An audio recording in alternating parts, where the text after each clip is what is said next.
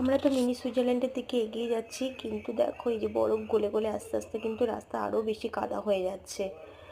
মানে এই রাস্তার অবস্থা ভীষণই খারাপ, একেই তো পাথর, তার উপরে এই বরফ গলা জল, মানে পুরো কাদায় ভরে গেছে। তার মধ্যে একটা দুটো তো ঘোড়া না, যারা মিনি সুইজারল্যান্ড দর্শন করেছে তারা আবার নিচে নামছে, উপর থেকে নিচে নামছে, আমরা আবার উপরে উঠছি।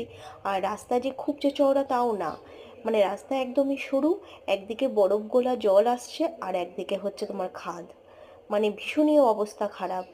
তার মধ্যে বাচ্চা কাচ্চা নিয়ে আমরা যাচ্ছি, একটু তো ভয়ও লাগছিল সত্যি। যতই মুখে হাসি নিয়ে আসে কিন্তু ভেতরে ভেতরে খুবই ভয় লাগছিল। তার উপরে ঘোড়ার পিঠে, ঘোড়া কি বুঝবে, ঘোড়া তো মানে পুরো সাইড দিয়ে যাচ্ছে, খাদের সাইড দিয়ে এরকম ভাবে যাচ্ছে, ও যেখানটা ফাঁকা পাচ্ছে সেখান দিয়ে যাচ্ছে।